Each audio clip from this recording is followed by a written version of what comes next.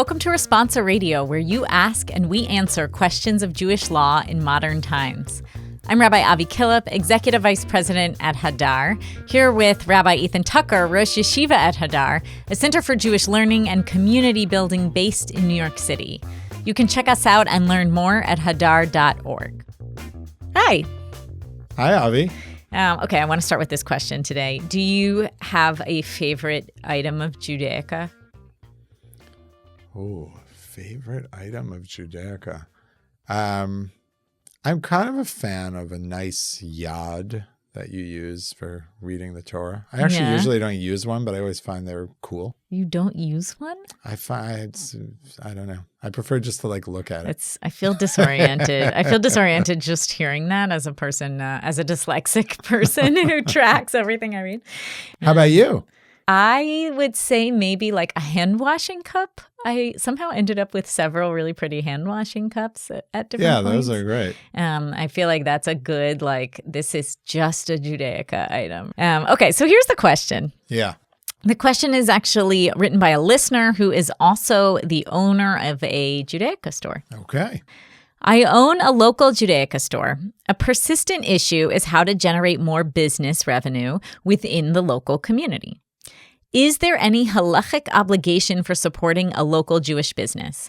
If so, how much does a Jew have to pay, or how much farther should a Jew travel to support a local retail establishment in their community? And the final question is this at all connected to the mitzvah of tzedakah? This is, I think, a really interesting question. The question is coming from a place of how should the consumer behave? Yeah. And I'm using that word deliberately because at the end of the day, we are dealing with a consumer who is looking to buy things and is considering what are the options on the market. And should that consumer's mentality be kind of circumscribed by these other considerations of supporting the business? That is not where the conversation begins. Okay. The conversation here begins with a Talmudic discussion, which we'll get into, which is what does the community have the right to do in terms of curbing free enterprise to protect local merchants? That is to say, we're not thinking of it from the perspective of the consumer. We are thinking about it from the perspective of the government, if you will, or the local authority. So let me just give you a little live data here from the Talmud itself. So Rav Huna, this is in the tractate of Bava Batra, which is all about the laws of neighbors, how neighbors behave with each other. So this is sort of a question of commercial neighborhood. So the Talmud's living quarters are generally assumed to be on alleyways, sort of courtyards on alleyways. These are urban dwellers. And lots of times there would be little shops in the alleyways.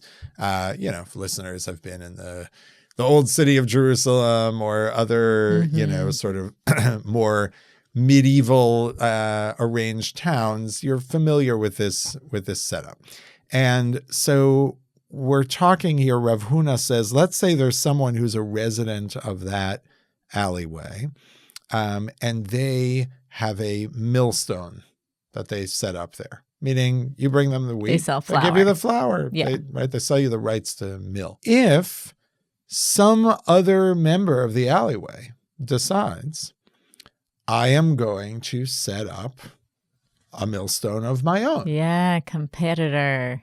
Rav Huna says, you can stop that guy from doing that, okay? Because he can say to him, you are cutting off my livelihood.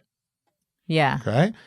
That's a pretty strict non-compete standard. Yeah. Right? It's first come, first serving. Basically, we can put a little bit of a qualifier on it, which is the assumption is that there's not enough customers to go around, right? In other words, I think it's fair to say, even Rav Huna would say, if the first miller is only serving 50% of the demand, the second guy can show up. Right. But to the extent this will actually cut into the customer base, totally not allowed to set that up. And is the premise there that the second guy is an outsider who just came to town? Or is it possible that they're like both, these are both Judaica stores? Excellent. So actually, the language is pretty clear, which is, it says, bar mevoa chavre, his fellow resident of the alleyway, which is why then Neighbors.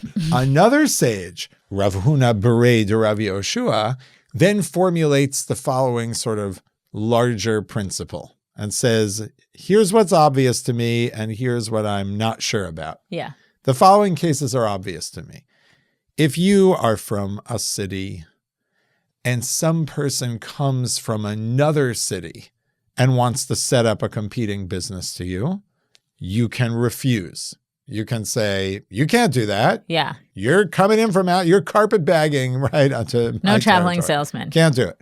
However, if that external guy is willing to pay the local head tax, basically contribute. He can buy his way in. He can buy his way in, and then you can't stop him. If it's a person from another city, he's like, you can stop them unless they pay the head tax, in which case they're basically a member of this city. If they're from your alleyway, for sure you can't stop them, because how can you say that a guy can't set up a business in his own alleyway? Yeah. But what I'm unsure of is, if you live in the same city as someone, do they have the right to set up in any alleyway? Yeah. Or no, I can keep them at bay. Right. And the Talmud says, teku, unresolved, there's no answer, we don't know what to do, which generally for monetary things like this will be, well, you can't really stop the guy.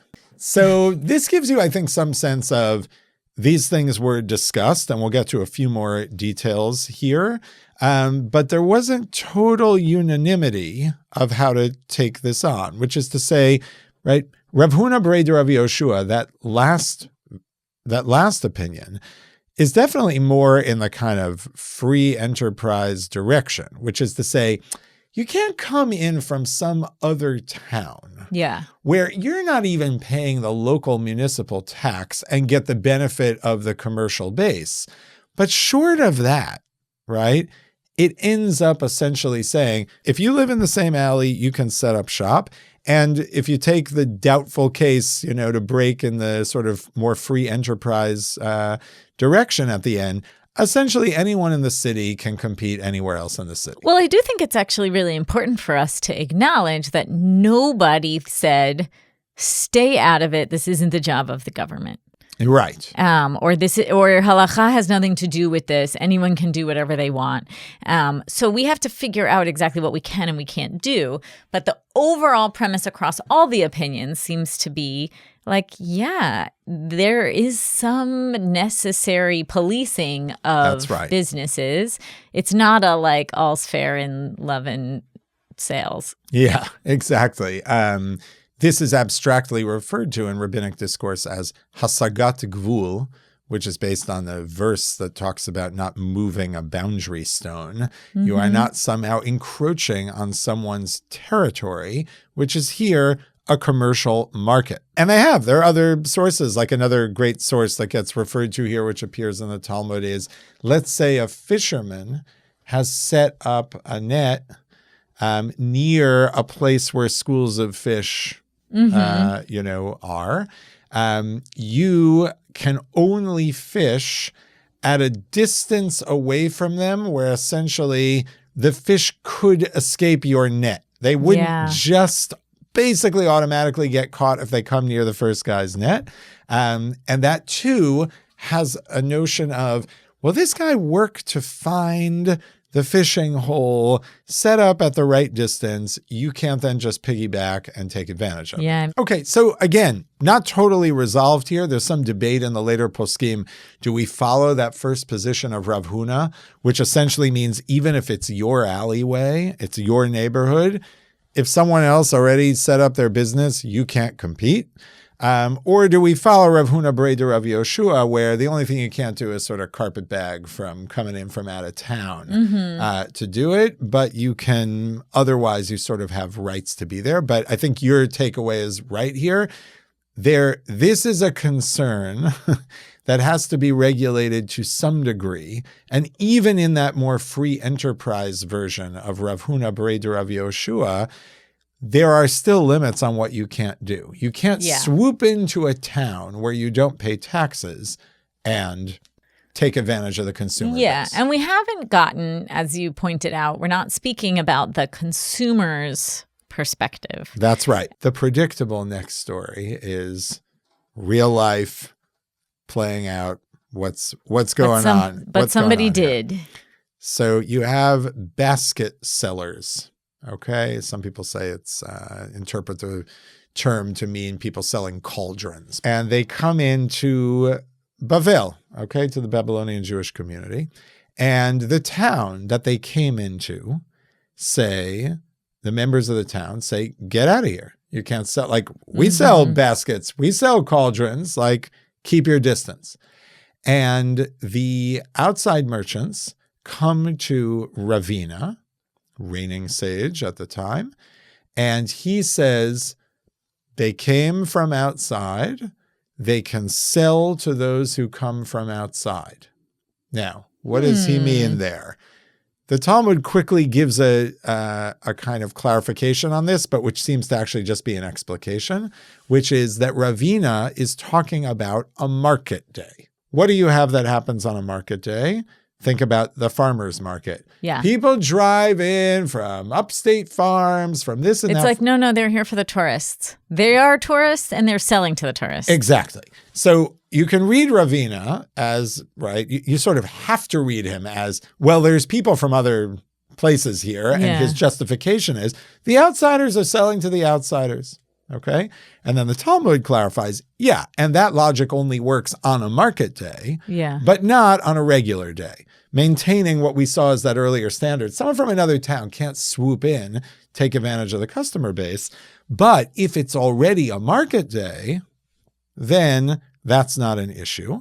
One more qualification the Talmud adds, and on a market day, you're only allowed as an outsider to sell in the market, but you can't go door to the residents of the town, because then you're targeting the locals. In a way that is also pressing an unfair advantage. It's an interesting breakdown, especially when we live now in a time where tourism often is actually the primary market for certain places, right? Like the Jersey Shore, you would say, like many of the businesses on the Jersey Shore, including the kosher restaurants, like they are mainly serving people who are coming to visit the Jersey Shore. If they were to choose one market or the other, they would probably say, I prefer the tourists to the locals.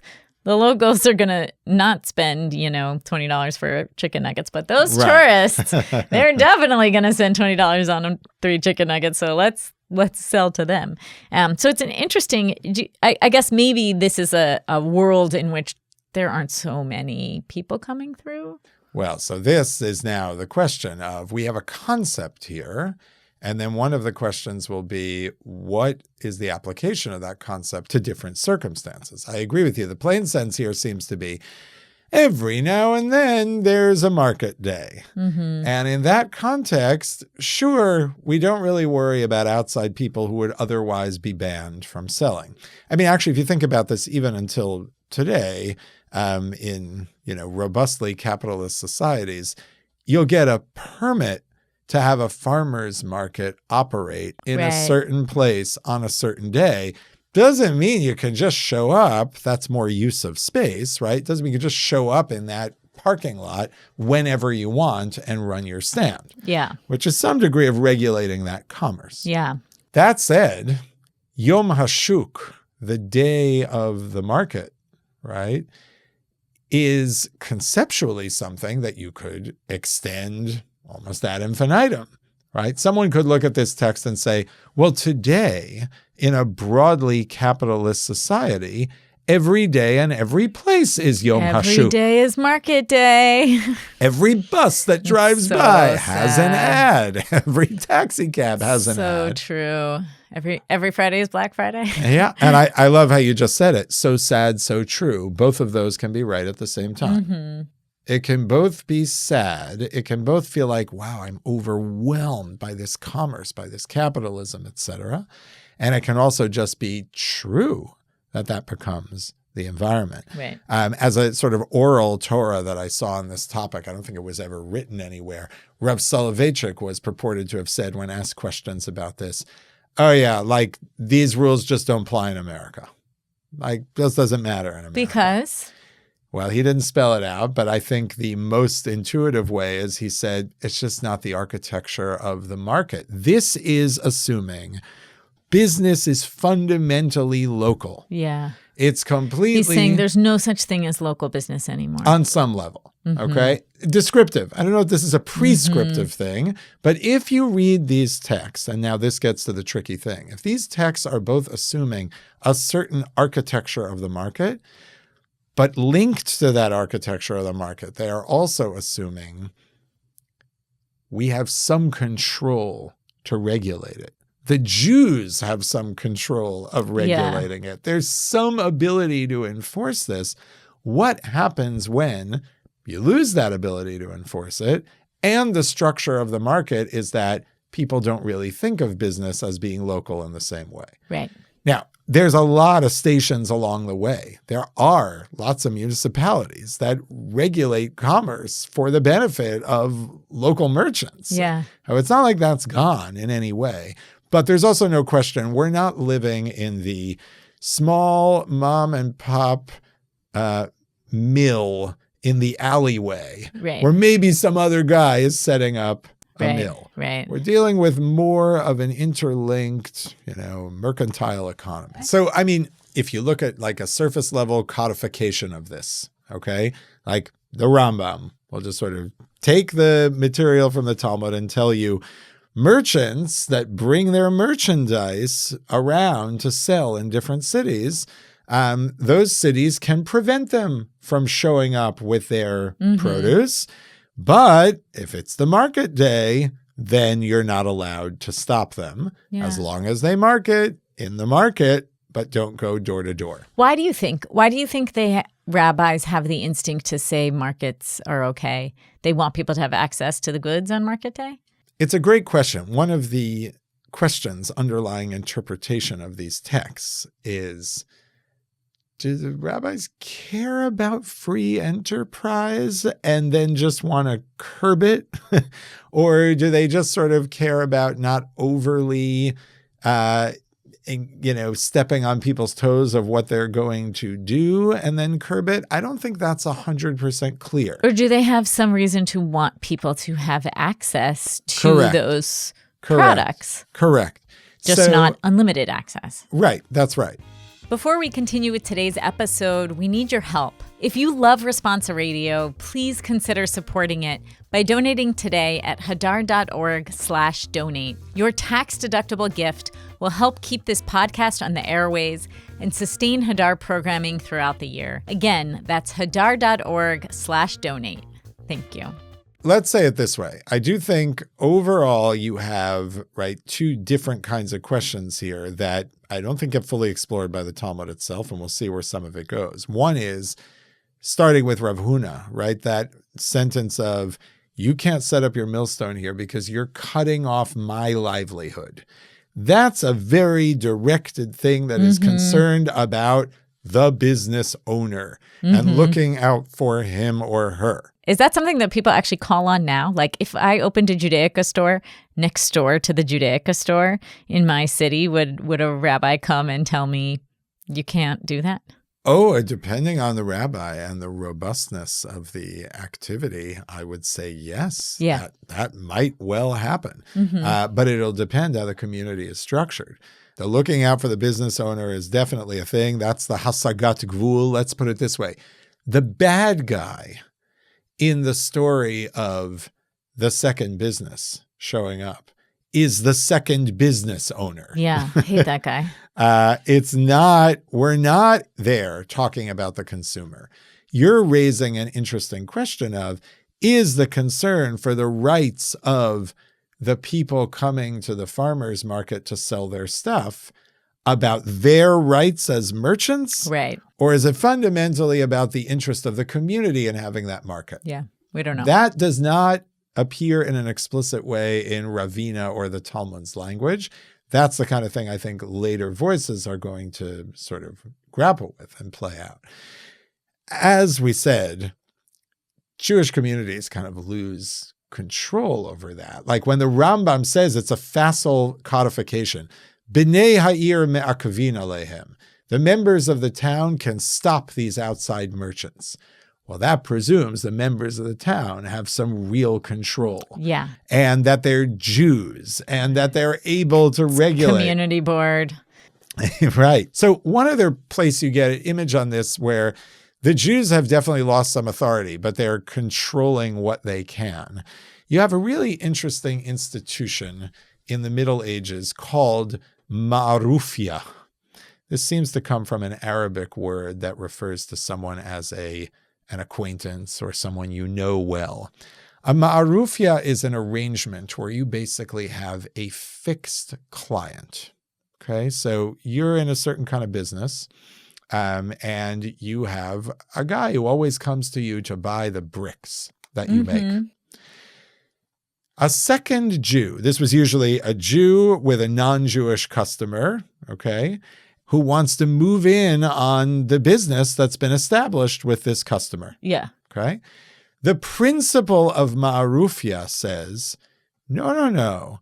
If that customer is already well established with the first guy, it's almost like he owns that customer. Yeah. And when you move in on that customer, even by underselling and giving a better price, you are actually engaging in an act of theft against the first guy. If you remember back to the case of the fish, it would almost be like the first Jew in this story found the fishing hole, which was the customer who wants to buy his stuff, set up shop in that place. Yeah.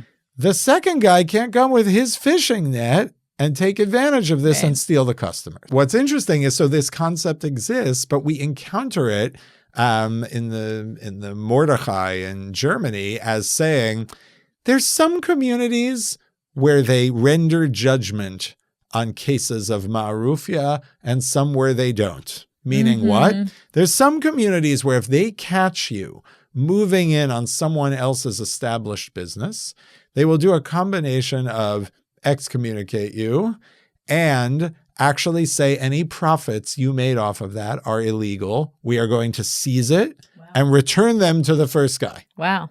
Okay? And then there's communities that are like, yeah, sorry, it's not a nice thing to do, but we're not going to adjudicate that. So you see there a combination, I think, of they have fewer tools at their disposal. They can't actually regulate. They don't have the same kind of police power that maybe a Talmud is imagining that some of those alleyways did. But they have these sort of economic and persuasion tools at their disposal. But there's also not full conviction across the board of enforcing this. And there too, I think we come back to your question. Is that because there's a belief in free enterprise? Yeah. So no, you shouldn't enforce this ma'arufia rule. Or is it a sense of we just can't really get involved to that degree? Right. That's a tricky thing to police. And you find later sources that weigh in on this, the Ba'er Hetev, who's writing hundreds and hundreds of years later, he says, we don't have this rule anymore. He says, Bizmanim ha'elu, in these times, we don't have the rule of ma'arufia. That's like him saying we have free market economy. Something like that. Now all customers are everyone's or customers. We've moved more towards it. And, the other distinction that gets made is even if, this is the Sefer Me'irat Einayim, even if we think Jew number 2 shouldn't move in on the business of Jew number 1, if the non-Jewish customer got wind of the fact that Jew number 2 might be able to provide a cheaper price and of his own volition went and approached that person to try to get a better asked deal, them not to? then Jew number 2 doesn't have to refuse the business. Yeah. In other words, you shouldn't... Meaning I shouldn't steal your customers, but if you're like, I don't like my dentist, I'd like you to be my dentist. Exactly. Then I don't have to say, no, you can't. Well, you're already claimed by that person. Yeah. Right? So there, too, we see some degree of weakening of it. And that kind of sets up a distinction that I think can be helpful of offering a competitive product as opposed to actively stealing customers. Uh-huh. In other words, you might offer something as a product. Someone might say, hey, I saw that ad. That looks like a good product. I'm going to go, check that out. As opposed to, I got the database of your customers and now I'm going to go and call them up. Let's go to a fun case, which I think is sort of shockingly parallel to what the questioner says. And it opens up a debate of what we haven't yet gotten to, which seems pretty clear. Little bit of debate around this, but there's some regulation of the market that's meant to happen to prevent outright theft of customers from business owners that have invested in building up a customer base. Okay? Yeah. But what happens when you operate in an environment where no one's regulating that guy who moved in illegally? Like, you might condemn him, you might yell at him. Right. Does some almost proxy enforcement of this commercial code fall to the consumer? Right. The Talmud addresses it as, we don't allow that second millstone to move in. Right. But once it has, should I Do not the shop members there? of the alleyway have to not go there if they did? Right? Fundamental question of, is this my responsibility as a consumer at all? Yeah. Okay, so here's a fun story. The Ramah, Rav Moshe Isserlis, famous Ashkenazi codifier, half of the Shulchan Aruch, as it were, he details the following case, that his colleague, Rav Meir Katzenellenbogen, who is also known as the Maharam Mipadua, the Maharam printed a version of the Rambam's Mishnah Torah, the Rambam's major code, and invested a lot of money and assumed he was, going to make it. The plan was a business venture. Make back the investment through sales. Okay. And then a non-Jewish businessman comes along and essentially, clearly someone who is wealthy, has more resources, etc., jumps in and prints his own version of the Mishnah Torah. Yeah.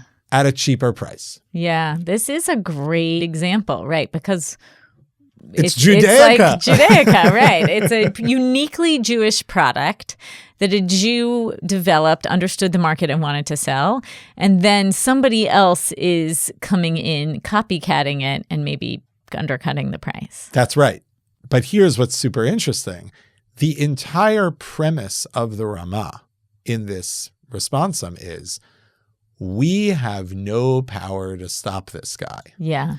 This is where the guy being not Jewish is particularly important, because if he were Jewish, they would at least be able to do some kind of social pressures, maybe excommunicate him. Right. So there's nothing that they can do to stop this from happening. But the question is, can we issue a ruling that it is forbidden for Jews to buy that version of the Mishnah Torah? Basically, you have the consumer responsibility, right? Yeah. To cut this off. So the Ramah, really interestingly, says it is absolutely forbidden to buy from that non-Jewish vendor. He actually has a whole range. He comes up with like 4 different reasons. Yeah, okay? What are they? So we won't go into all of them, but one of them is actually, this goes to the Jewish business piece. He says, if you're dealing with someone who's a non-Jewish merchant and someone who's a Jewish merchant, already when the Torah and the Midrash on it says, Kano miyad amitecha, you should buy from your fellow, there's some sort of inner communal solidarity. Yeah, that's sort of what I was saying I grew up with, the Exactly. zeitgeist of like, buy from the Jewish. Exactly. So, and that's a version of, buy American or Yeah, buy local, right?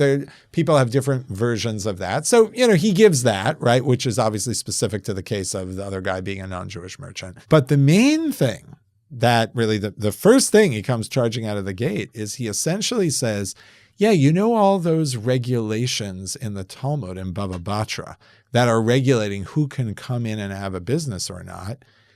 Well, if you can't regulate that, the responsibility devolves on the consumer. So he makes really this very clear statement where he says, you cannot essentially be a party to a purchase that depends on the commercial zoning laws having been violated.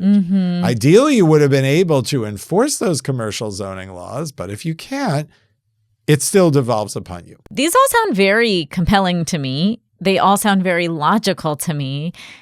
And they want to push me to this part of the question, which is how much does a Jew have to pay?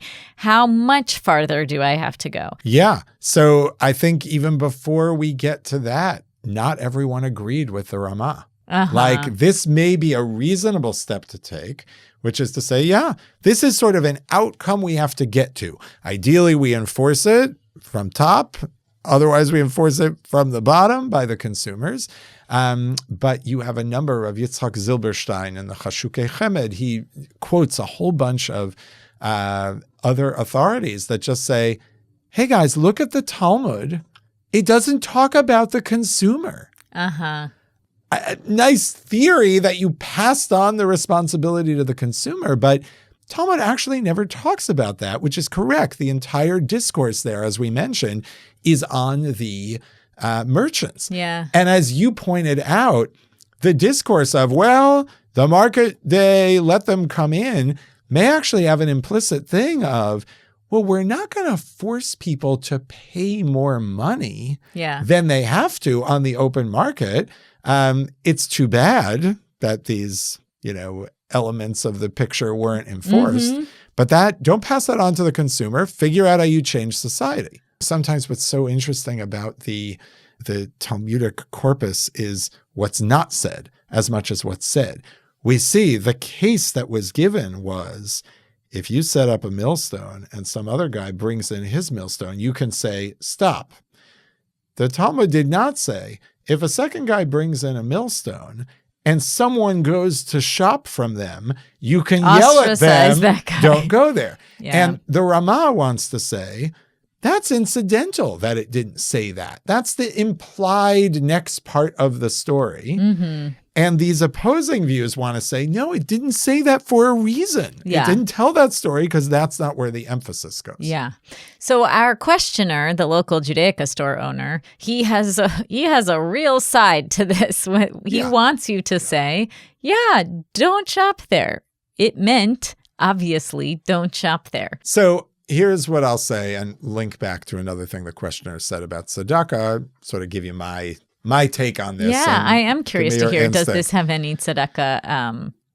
Does it have any tzedakah connection? Should I feel like I am giving either obligated, or should I feel good about myself? Yeah. When I'm like, oh, I'm so proud of myself. I bought it from the Jewish store. Or is that not the same thing as tzedakah? So look, first of all, to affirm the questioner, I hope the questioner is excited to hear about this responsum of the Ramah. And to the extent the questioner wants to go around and paste it to the door, chastise people and this and that, you can wave around this text as a great authority from the past who thought very similarly.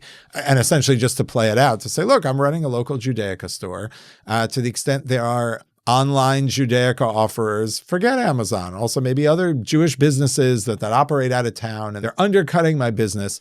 That's an important source that's out there. Asking me personally, given that it's disputed, there's not unanimity on this.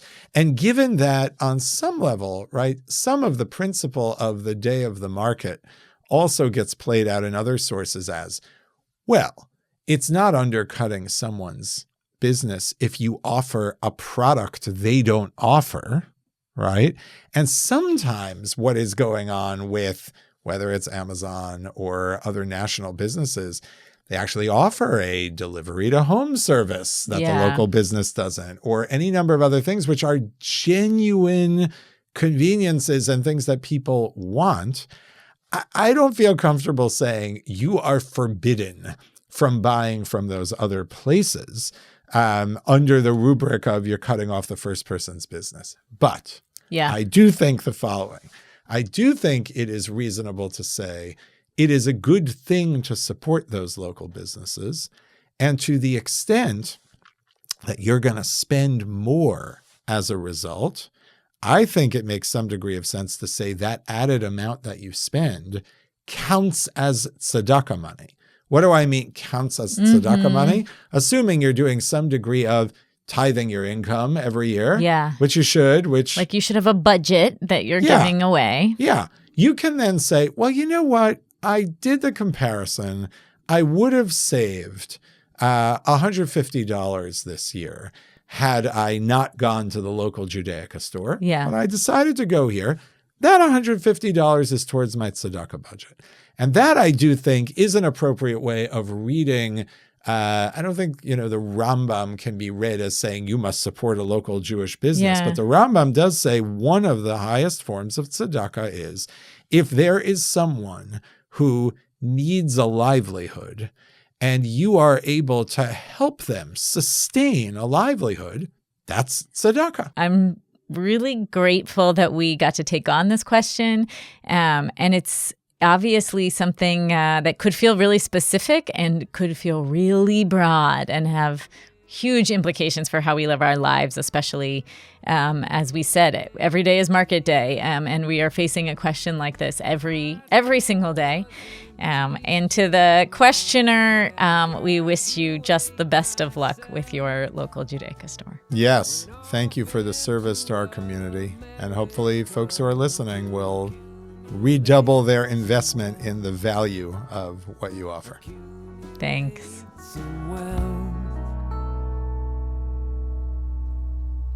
I'm a traveling salesman. I work from door to door, and I'm the last you'll ever see that don't make us anymore. One day I'll come knocking, 'cause I got what you need. Right here in this shiny box, satisfaction guaranteed. Have a halachic question you'd like answered on the show? Email us at responsa@hadar.org. Responsa Radio is a project of the Hadar Institute. Thanks to Chana Kupetz and Jeremy Tabick for producing this podcast, and to David Khabinsky for recording and editing this episode. So cliche.